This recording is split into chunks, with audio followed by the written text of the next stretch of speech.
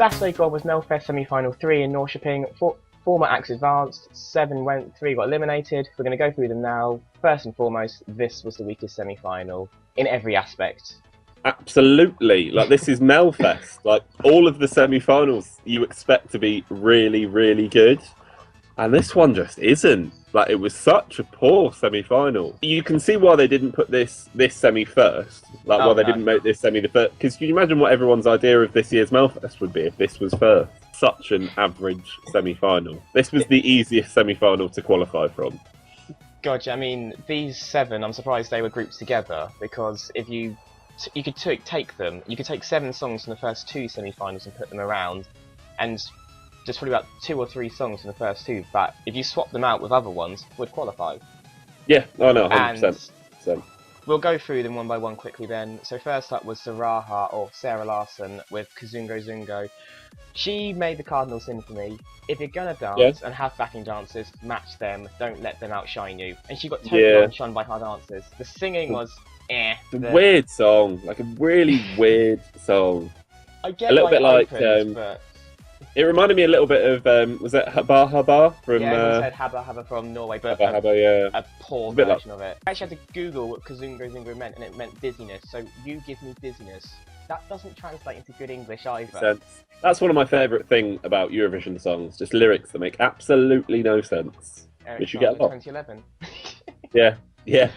So no, that it qualified to Andre Johnson. That must have been 4th. It must have been, because I had to have been 4th. Like, I'm really like we were talking this before we did this video about how we were quite upset with what had happened in the semi-final. Yeah, this is one of them. Like, another song very much should have qualified, other than this one. I mean, I don't mind it, but it should not have advanced, and I don't think it's going to be any song that's it's going to go up against. Like, I've written down in front of me, if it does qualify, it's going to finish 12th in the final. Oh god, yeah. That's what I've written. The jury won't give it anything, and I doubt the televote will give it much anyway.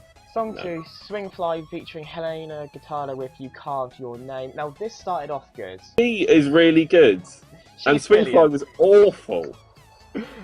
Well, on our Instagram, you said it was like the worst rap in the history of Melfest, wasn't it? It was. I mean, yeah, you can find it on our on our Twitter and our Instagram whenever, but you can find it, and it's just the most stupid rap ever. It just doesn't make any sense. I mean, the backing track kicked in, it was quite good, it was upbeat. I was like, okay, this is going quite well, like, it sounds really good. I was getting into it, and then he started singing, and I was like, never mind. And then she popped up, and I was like, okay, she can sing, the hook she sings is quite catchy and it's memorable. But it just wasn't great. They didn't I was expecting much more from Swing Fly, because me and My Drum from a few years ago, I was really like that song. But I thought that song should have qualified. But this one, not so much. No, this was a disappointment. She looked a bit like a cheap Charlie XCX, as I put on Twitter.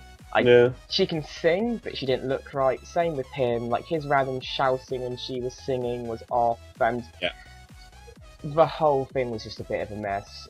I think she should come back, because I would agree. I think she could come back on her own. I think she should come back on her own, because she can sing. She can sing well. And she was like matching her dances as well. Like, Swing Fly was the one that let that down. That's why they came 6th. It was all on Swing Fly, I'm sorry. Yeah, I think we both agree. Didn't deserve to qualify and didn't. No. So quite happy about that. Song 3 was Smilo and Weight of the World. Now, when I watched this live, I was disappointed in a sense. It came 5th. Yeah. I think it should have gone through, but I still have a massive gripe with the live version, which was, why have 3 people there when you only need 1? I thought from the snippet the other 2 were going to do something, but they didn't. They just stood there, and weren't singing, they weren't doing any. It was just a bit like the way they should have staged it. They should have staged it like Rise Up, Greece 2014. That's how they should have staged it. Yeah. As opposed to having the 2 guys stood behind the decks, just looking a bit awkward for 3 minutes. Yeah, I think they should have brought some dancers on as well, because the song itself, like, I've heard it since, and the audio version is actually very good. It gets in your head. It's a nice little message as well when you read into the lyrics a bit. The live version let it down, I'm afraid. I did. I mean, I said to you and Emily before this semi, it was my favourite song in this semi-final. The staging on the night was bad. Yeah. But I'm trying to, like, this with a bit of production in a massive arena in Stockholm could have been awesome. Like, it could have gone massive. Admittedly, Smilo's a little bit like he's a little bit awkward as well, the lead singer. Yeah. But I think it could have been massive. I think they could have done quite well, and especially with this being the host, that being a host song, I think could have been really nice. Yeah, it was a bit odd because it was again quite a beachy because it has a sort of country twang on the background slightly, but you know it was still good. It should have beaten Zaraha, I think. Yeah, when I mentioned one song should have finished above her and qualified, that's the one I would say. I think it should have gone to Andrea Johnson just because it's an upbeat song, a bit of a club one. Would it have made the final? Probably not, but it deserved a second chance at least. Yeah. The song that came 7th was After Dark, and the translation is Come Out Like a Star. Awful. Dreadful, dreadful song. I've written down in front of me, like Melodifestivalen in 2007. Yeah, they've never had a good history in the contest, even when they were way back in like 2004. I mean, I'm all for drag acts. I mean, some drag acts are really good and really fun, but this... Conchita proves brilliant. This one, no, awful. But even like upbeat, you can do well, but this was just a bit odd. I mean, the references to Lady Gaga and Beyonce were a tad cringy. There must be a song out there in Sweden that should have been in Melfest and wasn't, and was beaten by this song. Well, Dina Nard did reveal that she was working to be in Melodifestivalen and did want to come back, so she did send a song, and this got put over it. Awful. How would you feel if you were her? You would try and represent another country next year, wouldn't you? Probably, but at the same time I can understand why SVT did it. Oh, let's just throw in a bit of variety, a bit of Afro-pop, bit of Schlager. I mean, Schlager's dead, let's be honest. No song of that genre this year has got through. Krista hasn't. After Dark hasn't. I mean, I preferred Krista to this by miles. Yeah. Krista should have got through, but that's a different tangent. But still, it came last. I wasn't too surprised. It came last. Should have come last. Dreadful song. She didn't look too surprised when she wasn't called. Says it all. No. Following that was the first direct qualifier, which is My Heart Wants Me Dead by Lisa Ajax, current Swedish Idol champion. Is that the actual name of the song? I've not really been paying attention to the title. What a dreadful title. My Heart Wants Me Dead. For a 17-year-old. That's not beat. I expected more from her. I mean, I've seen her in Swedish Idol. Again, she was young, she was funky, she was fresh, and she was like quite confident. And like, even like Blue Eyed Girl is a very almost arrogant song. Yeah. And then this is just in relation. I thought her song was going to be a lot like when we heard that she was competing in Melfest. I thought her song was going to be a lot more fun. Yeah. I feel like a lot more up tempo.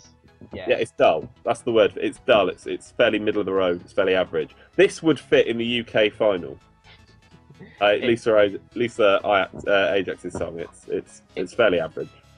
Yeah, the staging was average. I mean, the dancers didn't really do much. She just kind of... I mean, she sings well. We can't knock that. Yeah. She is a very good singer, and she was always going to qualify from this semi. That's the thing, though. It proves how average this semi is. That qualified easily. Yeah, I mean, it won't do well in the final, I think. But... Top 10, maybe? Like 8 to 10? Something like that? Maybe. It won't just go well with the juries, I think. Or I'm not sure. But say it was pretty but we get to see it again because it was in the final. Oh good. Yeah.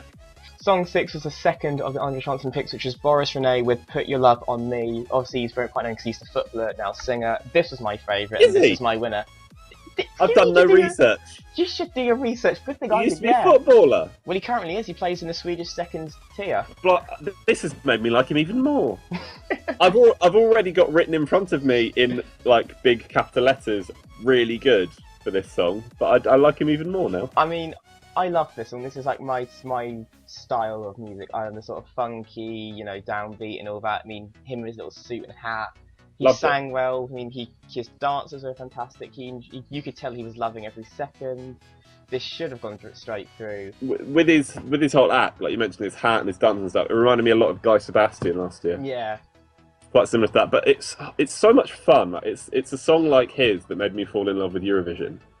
It's just so much fun. Yeah. This should have gone through, and now I am worried that this has gone through to Andrea Johnson because there's quite a few songs that I enjoy that are stuck in there, and it could get drawn against a very strong song or a very big name. The Andrea Johnson format is always a strange, isn't it? Like, it depends which songs SVT are going to choose to favour. Yeah, I mean, they normally try and go for similarities. I've noticed, going from last year, they picked songs that kind of close against each other. But when you like a specific style, that can be dangerous. Like me last year, when it was Dolly Style versus Dean and R, I couldn't really pick one. I enjoyed both songs. Yeah. Looking back, probably the right song did win, but I am scared this is probably going to be put up against something like Issa or Samir and Victor, and he won't beat them. He hasn't got the name, sadly. Have you seen Samir, the number of plays Samir and Victor have on Spotify? I'm a few of them, just saying. I do enjoy that. They're gonna, I don't know. I can see them winning Andre Chanson and winning it. Like the popularity of that song. Yeah. But Boris has gone. I'm glad he's at least advanced the Andre Chanson, so we get to see it again. We get to hear him again. That's the main thing. And there were a few vocal issues near the end, but I think he will just, next time just go all out for it. Like Dean and I, she just threw everything into it and got her through, and he'll probably do the same. He was another good example of how to use backing dancers. Yeah. He did that very well. Yeah, everything just worked brilliantly for him, and I love him for it. And the last song, Oscar Zia and Human, which went direct to the final. I said last week in our review I was worried about Oscar Zia doing a ballad, and I was right, because his vocals were awful. That backing track saved him so much. Take him out of it. Take him out of the whole production, which sounds like a strange thing to say. It's a great song. Yeah. But if it was sung by somebody else, he came across like a whiny, angry little boy on stage with his head down and his whole little moody face. It annoyed me. I knew this was going through before we even started singing, because it's Oscar Zia. He's the only other name in the theatre. The staging was brilliant. You've got to say that. The staging was really it looked epic. You could see SVT got behind him because the song was not there, so they needed to get something else. And we've seen that the 7th act in each semi-final's gone through, and they've probably had the most impressive staging in each semi-final. So I think he'll finish. Could be top 5 in the final. Oh, I really hope not. I hope not, but I think it could be. But he will have the fan vote. All in all, bang average semi-final. Even the presenting was bang average. The interval acts were what they were wearing was there was just nothing to grab. It was in Norkoping. No one cares really, do they? No. And next week they are in Galv, which is again a new, I don't know how to say it, but it's a new venue, and it's based around for Molly Sandon to win. Let's be honest. Let's hope Dolly go through though as well. It's a really good song. But anyway, I'm sure we'll talk about that again at some point. But I'm sure we will. Really good song.